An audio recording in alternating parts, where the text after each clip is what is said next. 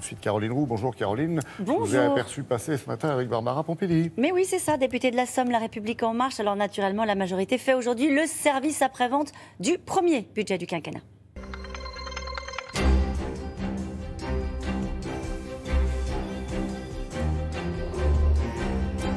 Bonjour Barbara Pompili. Bonjour. Alors les retraités vont payer et les retraités sont en colère ce matin. Ils défilent pour la première fois. Est-ce que vous considérez que leur colère est légitime ? Je considère que je peux comprendre que quand on doit faire un effort, ça ne plaise pas.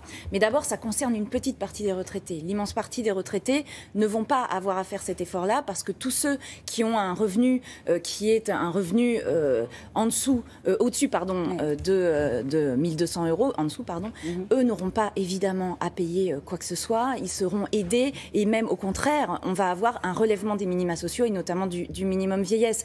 Donc, il est vrai qu'on demande, et c'est à une catégorie de retraités un petit effort, mais dont je rappelle qu'on a fait un certain nombre de projections. On est sur de l'ordre de 15 euros par mois, ce qui est quelque chose, mais pour des gens qui ont un revenu qui peuvent se le permettre. Et on leur demande de faire un effort parce que d'autres catégories aujourd'hui de la population, les jeunes notamment, eux n'ont pas la chance qu'ils ont, et donc il faut aussi qu'on puisse leur mettre le pied à l'étrier. Est-ce que c'est pas un problème d'opposer les générations entre elles ? C'est pas un les problème. vieux contre les jeunes, les retraités contre les actifs. Non, parce que, encore une fois, l'effort qui leur est demandé est un effort relativement léger, parce qu'on a essayé de faire en sorte de rééquilibrer pour que des populations qui en ont le plus besoin, encore une fois, les plus faibles, soient protégées et soient aidées. On est dans une situation où, malheureusement, on ne peut pas donner à tout le monde. Donc il faut faire des choix. Mais les retraités, je rappelle qu'ils bénéficient d'un système qui était un système de retraite d'après la Deuxième Guerre mondiale, qui les a beaucoup soutenus. Aujourd'hui, nous, on veut sauver ces systèmes-là et donc on doit faire des efforts. Et vous avez raison, faire un budget, c'est faire des choix. Faire des choix comme celui, par exemple, de supprimer l'ISF. Est-ce que vous avez été, sincèrement, toujours à l'aise depuis le début de ce débat sur la suppression de l'ISF. Quand on demande par exemple un effort à des retraités, dont vous disiez oui d'accord, mais ils gagnent au-dessus de 1300 euros, à peu près 1200 euros, est-ce que c'est facile à défendre, sincèrement ? Alors, moi j'ai fait un choix. J'ai fait un choix de partir dans une aventure où on bouscule les codes, où on n'est plus d'un côté il y a la politique de la droite, de l'autre côté la politique de la gauche. On a essayé de trouver une solution où on prend les meilleures mesures d'un côté comme de l'autre pour essayer de relancer la machine. On voit bien que là, on a un chômage qui n'a pas arrêté de monter, un chômage structurel depuis des années. Donc on essaye de trouver d'autres solutions en sortant des œillères je suis de gauche, donc ce qui est de droite est forcément mal, et en essayant de prendre les meilleures mesures de chaque côté. C'est une des meilleures mesures, c'est une bonne mesure l'ISF. Sur l'ISF, c'est pas la première que j'aurais choisie. En même temps, on se rend compte que d'abord, c'est pas toute l'ISF, c'est que l'ISF qui est supprimé sur tout ce qui permet de participer à l'activité, donc tout ce qui permet d'investir. Donc l'idée, c'est vraiment d'aider les entreprises et ceux qui veulent prendre des risques de le faire. Allez-y, mais à côté, surtout, et ça c'est vraiment le plus important pour moi, on donne les moyens à ceux qui sont en difficulté de passer le cap, et aussi on donne les moyens enfin à la transition écologique de se faire. J'espère qu'on aura le temps d'en discuter parce que c'est essentiel pour moi. On va en parler de la transition écologique parce que je rappelle que vous êtes la présidente de la Commission du développement durable et de l'aménagement du territoire. Mais quand même un mot, les yachts, les jets privés, les voitures de luxe échappent à l'ISF. C'est un débat au sein de la majorité de La République En Marche. Est-ce que vous êtes pour qu'au fond, il soit réintégré dans le calcul de l'ISF ? Oui, en fait, je crois que l'idée n'était pas de faire échapper les yachts à l'imposition. Le problème, c'est que ils ont voulu faire simple, c'est-à-dire que c'était l'immobilier d'un côté, le reste de l'autre. Après, si on peut rentrer dans ce genre de détails, mais moi, il faut qu'on fasse attention à pas trop faire de complications qui risquent de coûter plus cher, à devoir faire le tri entre ce qu'on fait et ce qu'on fait pas. Il y a une question de gestion aussi de ces impôts. Donc, pour faire simple, c'était l'immobilier d'un côté, ça, on le laisse dans l'ISF, le reste, on l'enlève. Maintenant, il ne faut pas rester sur des points qui sont quand même des points de détail. Ça concerne peu de gens. L'important, c'est aussi... Ce sont des symboles forts. Vous le savez bien, quand on demande des efforts aux Français, ce sont des symboles forts de savoir que certains propriétaires de yachts vont voir leur ISF baisser sur des patrimoines comme ceux-ci.